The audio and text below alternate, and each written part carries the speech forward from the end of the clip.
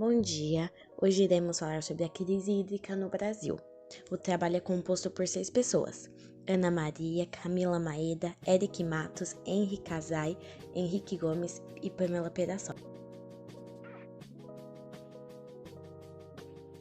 A crise hídrica é resultado dos baixos níveis de água nos reservatórios, no momento em que deveriam estar em níveis normais para atender às necessidades da população. Apesar do Brasil apresentar quase 1/5 das reservas hídricas do mundo, a falta de água é uma realidade em várias regiões do país. Alguns estudos indicam que os episódios de falta de recursos hídricos devem se repetir nos próximos anos.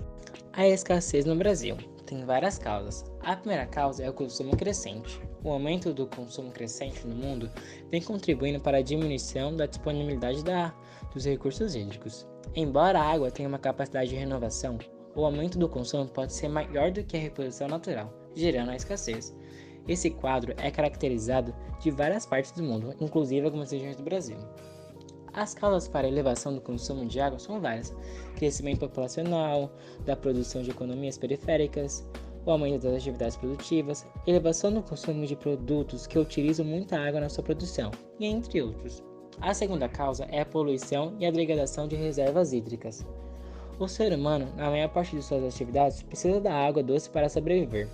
Mesmo assim, muitas atividades antrópicas contribuem para a diminuição dessa água, principalmente com a poluição de rios e lagos, que tornam inutilizáveis em curto período de tempo. A terceira causa é a degradação dos recursos naturais. Não é somente a degradação propriamente dita nas suas reservas que afeta a disponibilidade hídrica. A natureza, afinal, funciona a partir de um equilíbrio, e a alteração desta provoca uma série de efeitos em cadeias. A poluição e a erosão dos solos, como já ditas, afeta reservas subterrâneas e até mesmo águas superficiais. A quarta causa é a mudança climática. A mudança climática está causando um aumento de temperaturas da Terra com o resultado da poluição e do efeito estufa, o que caracteriza o aquecimento global.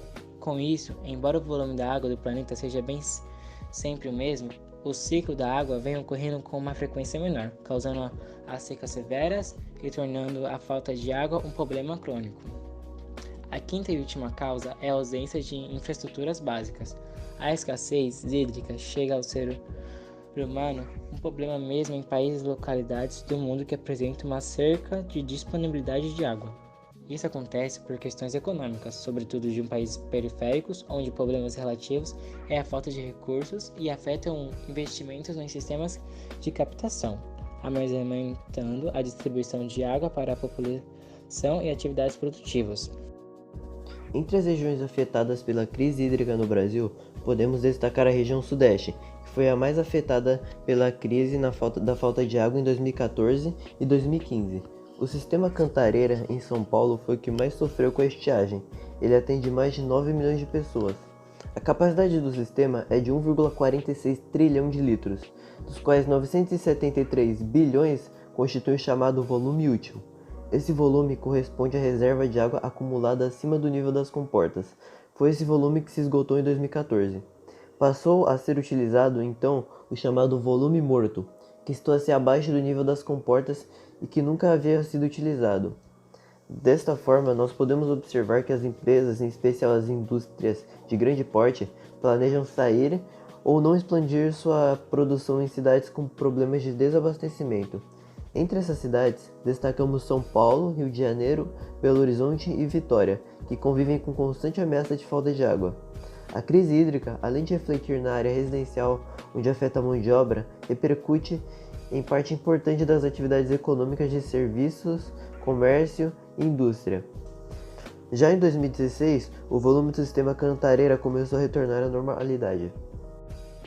Sobre a região Nordeste, que também pode ser destacada porque possui o período de crise hídrica mais longo da história do país e ainda sofre com esse problema, apresenta menos de 17% das reservas de água disponível, havendo 820 de 1.050 cidades sofrendo com a seca, dependendo de caminhões-pipa para abastecimento da população. A terceira e última região que pode ser destacada é a região Centro-Oeste, que sofreu uma queda no abastecimento diário de água. Essa queda pode ser observada da seguinte forma.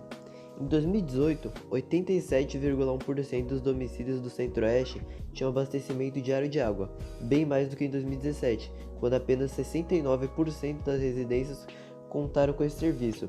Esse aumento, porém, não foi suficiente para recuperar o patamar de 2016, quando a proporção de domicílios da região que recebiam água da rede toda geral, todos os dias, era de 94,7%. A razão dessa queda do abastecimento diário de água ocorreu em função do racionamento de água no Distrito Federal, entre janeiro de 2017 e junho de 2018. A capital federal também se recuperou em 2018, com 64,6% dos domicílios com acesso diário à água, mas ainda distante dos 99,7% de 2016, período anterior à crise hídrica. Bom, irei falar um pouco sobre as consequências. Entre as consequências da crise hídrica no Brasil estão a redução da oferta de alimentos. 62% da energia do Brasil é gerada em usinas hidrelétricas. Assim, a falta de água também compromete o fornecimento de energia elétrica. A diminuição da oferta de água para a população e os impactos na economia. Algumas soluções para a crise hídrica seria a dessalinização da água do mar, que já é uma alternativa utilizada em alguns lugares do mundo, mas vale lembrar que ela não é uma alternativa barata, principalmente por necessitar de grande quantidade de energia. Diante do alto custo, ela só é indicada em locais onde fontes de água doce são realmente escassas. Outra estratégia que pode ajudar na escassez de água é a transposição de rios. Essa técnica permite que a água seja levada de um local para o outro por meio de canais que desviam o curso dos rios. Apesar da transposição parecer uma estratégia simples, ela apresenta diversos problemas no que diz respeito aos impactos ambientais. O uso de águas subterrâneas pode também ser uma alternativa para o abastecimento de cidades que passam por falta de água. Porém, é necessário que a qualidade das águas dos aquíferos sejam boas e, como a exploração pode ser feita de maneira sustentável, sejam avaliados para que não haja riscos de esgotamento. O uso de águas residuárias tratadas também pode ser uma alternativa para enfrentar a crise de água. Nessa técnica, o esgoto é tratado para que, direta ou indiretamente, possa ser usado novamente pela população. Apesar de parecer uma ideia perigosa, muitos pesquisadores indicam que a água produzida nesses processos é limpa e não representa riscos à população. No Brasil, a água de reuso é usada apenas para fins não potáveis.